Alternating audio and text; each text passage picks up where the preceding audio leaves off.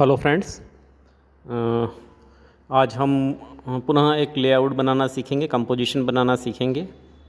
साथियों, कई बार क्या होता है कि जब आपको विषय दिए जाते हैं तो आप विषय को लेकर और ज़्यादा गंभीर हो जाते हैं और पेंटिंग की जो क्वालिटी होती है या कंपोजिशन जो होता है उसके साथ समझौता कर बैठते हैं और विषय विषय पे ध्यान होता है तो हम केवल उस विषय से संबंधित जो आकृतियाँ या आकार होते हैं उन्हीं के आधार पे कंपोजिशन बना लेते हैं और जो चित्रात्मक विशेषताएं होती है उसको दरकिनार कर देते हैं। हमें इन बातों से बचना चाहिए कि हम जो विषय लेते हैं वह विषय पूरा का पूरा चित्र में दिखेगा ही, ऐसा आवश्यक नहीं है। इसके लिए आवश्यक है कि आप स्पेस डिवीज़न जो है उसको इस प्रकार से करें और आकृतियाँ और मोटिव जो है वो इस प्रकार से काम में ले कि विषय का काम भी कर लें और जो चित्रात्मक विशेषताएं वो भी इसमें आ जाए।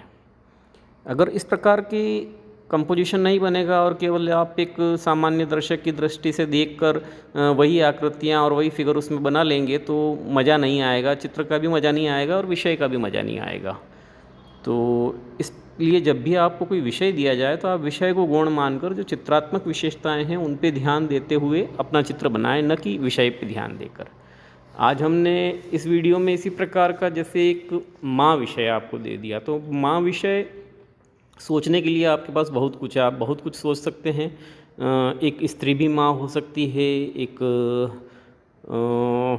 पक्षी भी माँ हो सकती है। ऐसे माँ विषय को आप एक जब बड़े नज़रिए के साथ देखते हैं तो उसमें माँ किसी भी अर्थ से संबंधित हो सकती है। हो सकता है एक चिड़िया अपने बच्चों को खाना खिला रही है, वो माँ का दायित्व निभा रही है, वो माँ है उनके लिए। तो हमने इस कंपोजिशन में ऐसा ही एक जिसको आप शीर्षक दे सकते हैं या विषय उसका मान सकते हैं कि माँ है और उसके आधार पर कंपोजिशन बनाने का प्रयास किया है। सबसे पहले हमारी शीट है जिसके आप सबसे पहले हम स्पेस डिवीज़न करेंगे। इस स्पेस डिवीज़न में हमने एक पक्षी बनाया है और उसके 3 बच्चे बनाए हैं। अब ये स्पेस डिवाइड हो गया है। यहाँ आप देखिए कि इतने बड़े स्पेस को, जो खाली स्पेस ऐसा था, उनने अब इसको हमने सक्रिय अंतराल और सहायक अंतराल में विभक्त कर दिया है और इसमें विषय को ध्यान में रखते हुए कुछ आकृतियाँ भी बना दी है। लेकिन ये आकृतियाँ यहाँ पे आकृतियाँ नहीं होकर विषय के अर्थ को ज़्यादा परिपूर्ण कर रही है, ये यहाँ पर ज़्यादा महत्वपूर्ण है। तो इस प्रकार जब आप सक्रिय और सहायक अंतराल के साथ में विषय की छवि को लेकर या विषय की थीम को लेकर इस प्रकार चित्र बनाएंगे तो सब्जेक्ट भी आएगा और चित्रात्मक विशेषताएं भी आएगी। फिर हम इसी कंपोजिशन को थोड़ा और आगे बढ़ाते हुए इसमें कुछ और रेखाएं जोड़ते हैं और इस कंपोजिशन को बनाते हैं। जैसे कि आप देख सकते हैं कि हमने एक सिंपल आकार लेने के बाद में जो सहायक और सक्रिय अंतराल थे उनमें मुख्य और सहायक आकार थे, उनमें कुछ और आकृतियाँ या और कुछ आकार, कुछ रेखाएं हमने इसमें ऐड की है। इसी प्रकार इसमें देखिए हमने कुछ पत्ती की आकृतियाँ भी दे दी है, क्योंकि जैसे हम देख रहे हैं कि हमारे पिछले 4-5 कंपोजिशन में कुछ पत्ती की आकृतियाँ, कुछ तने, कुछ इसी प्रकार की आकृतियाँ लेकर हम उनको टेक्सचर्स के रूप में काम में ले रहे हैं। यहाँ पर भी हमारे लिए ये टेक्सचर्स का कार्य ही करेंगे।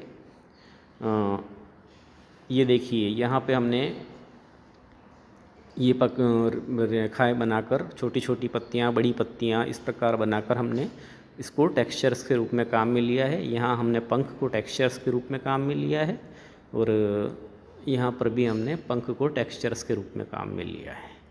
तो इस प्रकार सक्रिय सहायक अंतराल में विभक्त करके मुख्य और सहायक आकृतियाँ, फिर उनमें कुछ डिटेल रेखाएं और फिर टेक्सचर्स के लिए स्पेस, इन सबको साथ में लेकर हम आगे बढ़ेंगे और अपना चित्र पूर्ण करेंगे। अब रेखाओं का कार्य रेखाएं कर चुकी है, अब छाया, मध्यम और गहरी 3 प्रकार की जो हमें शेड्स लगानी है उनका हम उपयोग करेंगे।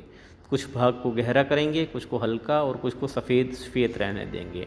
इस प्रकार जब जैसे जैसे हम ये कार्य करते जाएंगे हमें ये पता चलता रहेगा कि हमें पूरे स्पेस को कवर करने के लिए कहाँ सफ़ेद छोड़ना है, कहाँ डार्क करना है या कहाँ और उससे ज़्यादा डार्क करना है। इस प्रकार के प्रयोग हम इसमें करेंगे। इसी प्रकार इस चित्र में देखिए कि हमने कुछ जो एरिया था उसको पूरा डार्क कर दिया है और कुछ एरिया को हमने हल्का रखा है और कुछ सफ़ेद है। इस प्रकार ये चित्र अपने एक पूर्ण रूप में है जिसमें श्वेत श्याम और मध्यम घटा तीनों दिखाई दे रही हैं, रेखाएं भी दिखाई दे रही। अब इसमें और कहाँ हम गहरा कर सकते हैं या हल्का कर सकते हैं, ये आप देखिए यहाँ पर कि हमने पिछले यहाँ पर जो स्पेस सफ़ेद छूटा हुआ था उसको गहरा करके आकृतियों को उभार लिया है। यहाँ पर भी हमने जो छाया लगाई थी उसमें और थोड़ी अधिक गहरी छाया लगा दी है। इस प्रकार चित्र को मध्यम, गहरी और हल्की छाया में विभक्त करते हुए हम आगे बढ़ रहे हैं।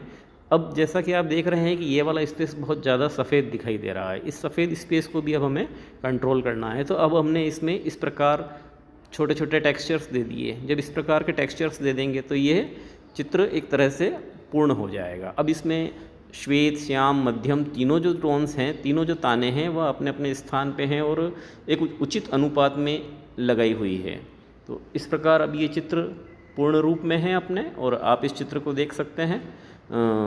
ये आपका एक पूरा कंपोजिशन है जिसमें विषय भी दिखाई दे रहा है, चित्रात्मक विशेषताएं भी हैं, और यह एक पूर्ण चित्र है। तो इस प्रकार आप विषय को जब भी बनाएं तो विषय को ध्यान में रखें, पर उसके साथ में स्पेस डिवीजन को भी ध्यान में रखें, छायाओं को भी ध्यान में रखें, और शेड लाइट का ध्यान रखते हुए संपात दृष्टि में चित्र दिखाई दे इस प्रकार का चित्र बनाने का प्रयास करें।